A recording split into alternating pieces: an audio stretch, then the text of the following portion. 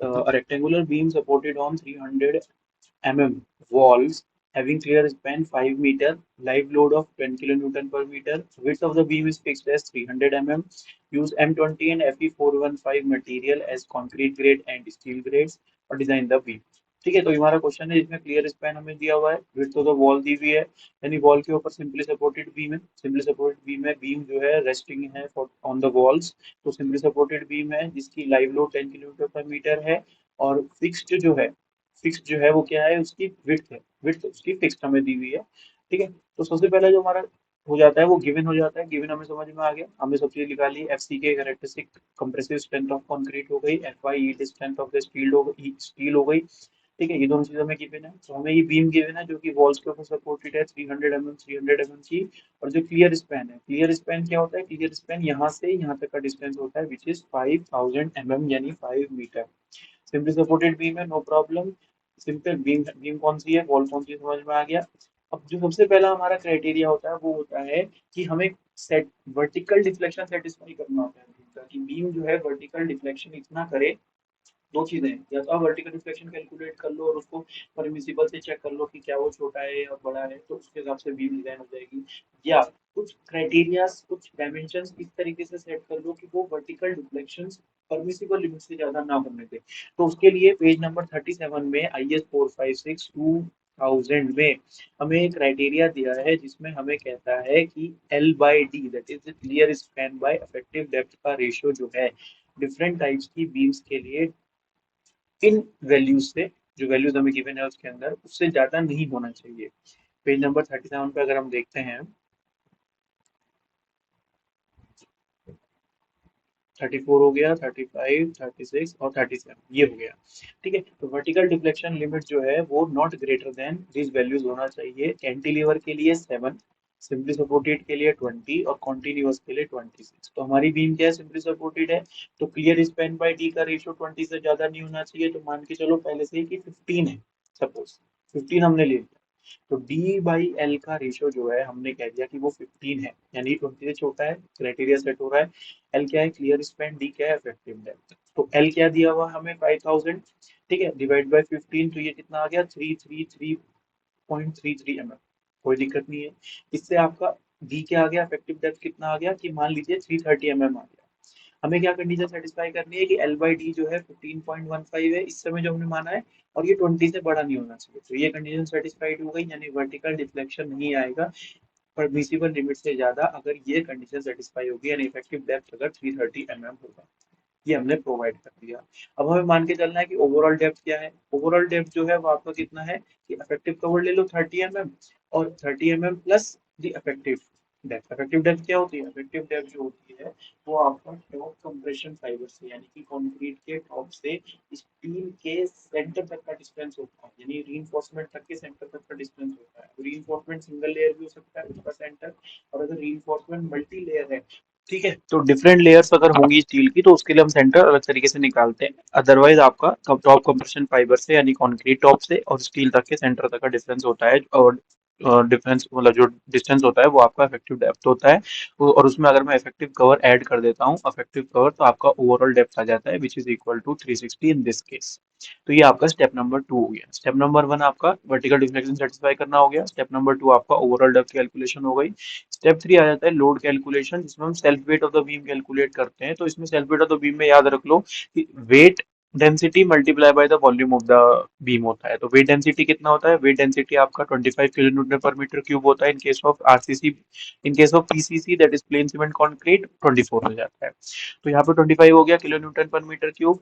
अब इसमें वॉल्यूम से मल्टीप्लाई कर रहे हैं हम 0.3 और 0.360, उसकी बी और डी हो गई, और 1 मीटर उसकी हम ओवरऑल डेप्थ मान के चल रहे हैं कि ओवरऑल जो उसकी लेंथ है वो 1 मीटर है। तो हम यहाँ पे पर मीटर क्यों निकाल रहे हैं, यहाँ पर हम, क्योंकि हमें 1 मीटर दिया हुआ है, अभी के लिए मान लेते हैं हम कि 1 मीटर ऑफ द बीम के लिए हम निकाल रहे हैं, तो इसलिए पर मीटर निकालते हैं, यानी यहाँ 1 लिखना जरूरी नहीं है।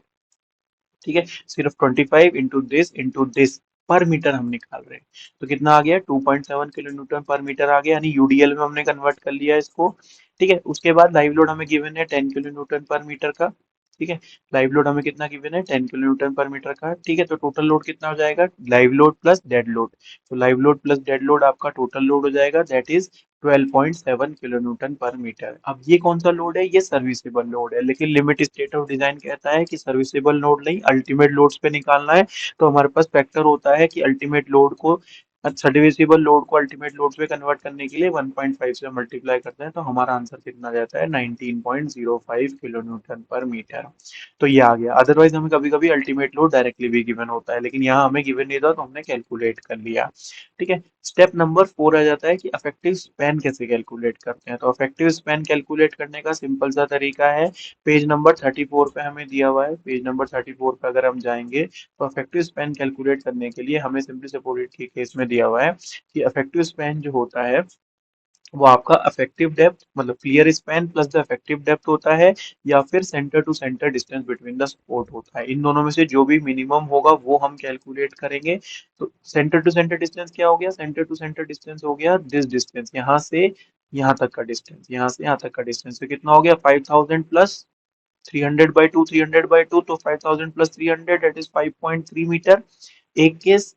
और दूसरा केस कितना हो गया? L clear plus effective depth. Effective depth is 330 mm, तो 330 प्लस 5000 कितना हो गया? 5330। तो इनमें से जो मिनिमम हो गया दैट इज 5.3 मीटर हो गया। ठीक है, ये हो गया। अब इसके बेस पे हमें कैलकुलेट करना है fifth step, that is design of bending moment. तो सिंपली सपोर्टेड के केस में जो मैक्सिमम बेंडिंग मोमेंट होता है उसका फॉर्मूला WL²/8 होता है, जिसमें W आपका अल्टीमेट लोड है, L आपका अफेक्टिव स्पैन है। ठीक है, तो आपका कितना आ जाएगा? 66.889 किलो न्यूटन मीटर आ जाएगा। अब इसके बेस पे डिजाइन बेस बेंडिंग मोमेंट के बेस पे स्टेप नंबर 6 आ जाता है, जिसमें हम डेप्थ चेक करते हैं कि हमने जो डेप्थ प्रोवाइड करी है क्या वो डेप्थ रिक्वायर्ड से ज्यादा है। अगर वो ज्यादा है तो सेफ है, और अगर वो कम है तो उसके लिए हमें दोबारा से प्रोवाइड करनी पड़ेगी। तो एक एक इंपॉर्टेंट फॉर्मूला याद रख लो कि MU लिमिट का जो फॉर्मूला होता है दैट इज बैलेंस सेक्शन का जो फॉर्मूला होता है। बैलेंस सेक्शन क्या होता है? इसमें आपका कंक्रीट प्लस स्टील दोनों एक साथ फिल करते हैं, तो वो बैलेंस सेक्शन होता है, वो आपका 0.38 FCK BD² होता है फॉर Fe415। तो इससे डी की वैल्यू अभी मान लीजिए एमयू लिमिट हमने मान लिया 66.8। अभी हमें नहीं पता कि हमारा सेक्शन बैलेंस्ड है, अंडर रीइंफोर्स्ड है या ओवर रीइंफोर्स्ड है, तो उसके बेस पे हमने डी कैलकुलेट किया और हमारा डी कितना आ गया? 284.22। तो ये आपका डी प्रोवाइडेड दैट इज 330 से क्या है? छोटा है, तो सेफ हो गया सेक्शन, यानी ओके हो गया। ठीक है। अब अगर अलग तरीके का स्टील ग्रेड होता तो डिफरेंट स्टील ग्रेड्स के लिए हमारे पास डिफरेंट एमयू लिमिट के फॉर्मूलेज होते हैं, नो प्रॉब्लम। ठीक है, अभी MU limit based on the depth we have provided कितना आ जाएगा? 90.17, यानी ऑब्वियसली अब क्या हो गया? हमारे एमयू लिमिट कितना है? 90.17, और एमयू कितना है? 66.8, यानी एमयू छोटा है एमयू लिमिट से based on our depth, based on our depth. तो MU limit is greater than MU, तो आपका कौन सा सेक्शन हो गया? अंडर रीइंफोर्स सेक्शन हो गया। और अंडर रीइंफोर्स सेक्शन ही हम डिजाइन करते हैं। अगर ये ओवर रीइंफोर्स सेक्शन आ जाता तो हमें दोबारा से डायमेंशंस लेकर दोबारा से डिजाइन करना पड़ता। तो हमारा जो सेक्शन हो गया वो अंडर रीइंफोर्स्ड हो गया, यानी स्टील जो है वो पहले यील्ड करेगी कंक्रीट से, नो प्रॉब्लम। उसके बाद हम कैलकुलेट करते हैं AST। AST का डायरेक्ट फॉर्मूला है 0.5 FCK FY into 1 minus under root of 1 minus 4.6 MU upon FCK BD² into B into D। ये सब mm में, ये हम न्यूटन पर mm में, ये सब भी न्यूटन पर mm और mm में। और ये सब जब हम वैल्यूज पुट करेंगे तो हमारा आंसर 649.297 आ जाएगा, नो प्रॉब्लम। अब हमें इसे कैलकुलेट करना है कि ये AST रिक्वायर्ड है।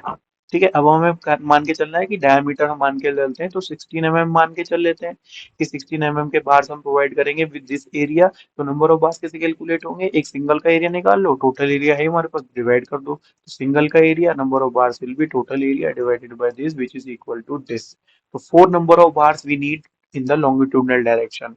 ठीक है, ऑफ 16 mm डायमीटर। तो टोटल AST मतलब एक्चुअल AST हम कितना प्रोवाइड कर रहे हैं? 4 इंटू पाई बाई 4 इंटू 16 का square which is this much, which is greater than the required area. तो सेफ हो गया। अब this area should be in between area minimum that we need, that is given as per IS 456/2000 and it should be less than the area maximum। तो आ जाते हैं page number 46 पे। तो page number 46 हमें क्या कहता है? पेज नंबर 46 कहता है कि AST मिनिमम जो है वो आपको कितना प्रोवाइड करना है? AST मिनिमम आपको इतना प्रोवाइड करना है, this is AST minimum, this is AST minimum की AST should be less than मतलब greater than 0.85 into BD upon FY। तो यही हमें वो प्रोवाइड किया हुआ है कि AST शुड बी 202 होना चाहिए मिनिमम, इससे ज्यादा ही है ऑब्वियसली 803 है, और मैक्सिमम कितना कहता है 4% of external area, total area of the beam, तो बी इंटू डी, तो बी इंटू डी तो कितना आ गया आपका 4320, और इससे कम ही है, कितना है 803। तो ये आपका ओके हो गया, सेक्शन ओके हो गया, नो प्रॉब्लम। ठीक है, तो यहाँ तक हमारा क्या खत्म हो जाता है, यहाँ तक आपका फ्लेक्सर डिजाइन खत्म हो जाता है कि लॉन्गिट्यूडनल रीइंफोर्समेंट हमने प्रोवाइड कर दिया based on the loads, based on the movements, और फिर आपके डिफरेंट डेप्थ्स वगैरह प्रोवाइड कर दिए। ठीक है, यहाँ तक आपका कंप्लीट हो जाता है। ठीक है, तो अब तक हमने लॉन्गिट्यूडनल रीइंफोर्समेंट पढ़ लिया इन द टेंशन साइड। अब हमें पढ़ना है शियर रीइंफोर्समेंट। तो शियर रीइंफोर्समेंट प्रोवाइड करने के लिए सबसे पहले हमें शियर की वैल्यू कैलकुलेट करनी पड़ेगी। तो शियर की वैल्यू कैलकुलेट करने के लिए हमने मान लिया ये बीम है जिसमें टोटल लोड कितना है 19.05 का। तो शियर जो होता है वो सपोर्ट पे मैक्सिमम होता है, सिंपली सपोर्टेड है तो दो ही रिएक्शन आएंगी, इस डायरेक्शन में एक रिएक्शन और इस डायरेक्शन में एक रिएक्शन। तो कितना आ जाएगा WL/2, ये हमने सीखा है, तो VU equal to WL/2 which is 50.4825 kilo newton. अब पेज नंबर 72 के अकॉर्डिंग, अगर हम पेज नंबर 72 के अकॉर्डिंग देखें, तो पेज नंबर 72 के अकॉर्डिंग हमें सबसे पहले निकालना होता है T tau V equal to V U upon B D. Tau V equal to V U upon B D, V U हमें पता है, बी और डी पता है, तो कितना आ गया 0.51। अब ये जो टाउ वी है ये आपका टाउ सी मैक्सिमम से हमेशा क्या होना चाहिए, छोटा होना चाहिए। अगर ये छोटा नहीं होगा तो क्या प्रॉब्लम आएगी कि हमें दोबारा से आपका बी और डी चेंज करना पड़ेगा। नो प्रॉब्लम, टाउ सी मैक्सिमम हमें टेबल नंबर 20 से मिल जाएगा for different grade of concrete. M20 के लिए 2.8 है, तो ये 2.8 है, और टाउ वी जो है वो 0.51 है, तो बहुत ज्यादा छोटा है, तो ये सेफ है। दूसरा हमें क्या प्रोवाइड करना पड़ता है कि टाउ वी टाउ सी से चेक करना पड़ता है कि अगर टाउ वी टाउ सी से बड़ा है तो हमें शियर इन्फोर्समेंट प्रोवाइड करनी पड़ेगी, और अगर tau v less than tau c है, शियर इन्फोर्समेंट थ्योरेटिकली हमें नहीं प्रोवाइड करने की जरूरत है, लेकिन तो लॉन्गिट्यूडनल इन्फोर्समेंट को अच्छे से रखने के लिए और थोड़ी बहुत शियर से बचने के लिए हमें मिनिमम शियर इन्फोर्समेंट प्रोवाइड करनी पड़ेगी।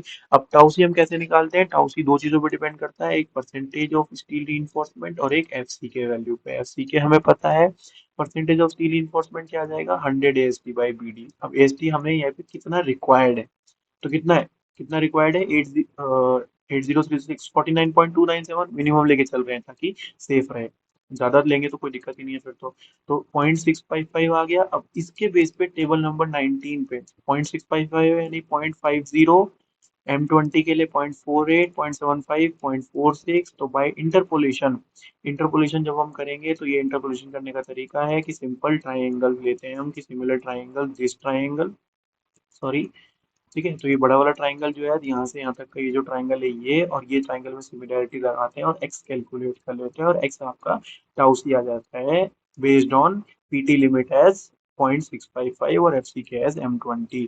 तो आपका ये आ गया टाउ सी, और ये टाउ सी टाउ वी से बड़ा है, यानी हमें शियर इन्फोर्समेंट प्रोवाइड करने की जरूरत नहीं है थ्योरेटिकली, लेकिन हम मिनिमम प्रोवाइड करेंगे। तो मिनिमम के लिए पेज नंबर 48 पे आ जाते हैं हम, कि मिनिमम जो शियर इन्फोर्समेंट हम प्रोवाइड करते हैं वो इस तरीके से प्रोवाइड करते हैं कि एएसवी, अब इसमें एएसवी और एसवी दोनों अननोन है, तो हम इसमें मान के चल लेते हैं एएसवी हम अपनी तरफ से मान लेते हैं कि 2 लेग्ड 8 mm डायमीटर का वर्टिकल स्टीरअप्स हम प्रोवाइड कर रहे हैं, जिसमें एएसवी की वैल्यू इतनी हो जाएगी। तो इससे आपका एसवी कैलकुलेट हो जाएगा विच इज 302.392 mm, और ये वैल्यू ज्यादा नहीं होनी चाहिए। देखो अब यहाँ मैक्सिमम स्पेसिंग है 0.75D, और 300 से तो ज्यादा होनी ही नहीं चाहिए, तो इनमें से जो मिनिमम है उससे ज्यादा नहीं होनी चाहिए। तो कितना है 247.5, इससे ज्यादा नहीं होनी चाहिए, यानी इसको 240 mm लेकर चल सकते हैं। तो प्रोवाइड करो 2 legged 8 mm vertical stirrups at a spacing of 240 mm as shear reinforcement. तो हमने 2 लेग्ड 8 mm डायमीटर के वर्टिकल स्टीरअप्स प्रोवाइड कर दिया और 16 mm के 4 लॉन्गिट्यूडनल रीइंफोर्समेंट प्रोवाइड कर दिया। तो ये आपका यहाँ तक लगभग डिजाइन, यहाँ तक आपका overall design of the beam जो है कंप्लीट हो जाता है with only 9 steps। With only 9 steps we have completed the whole design of the beam, और सिंपल है 9 steps total, total 8 steps, sorry 9 steps नहीं 8 steps टोटल, और इसमें आपका टोटल आपका बीम डिजाइन कंप्लीट हो जाता है। Thank you.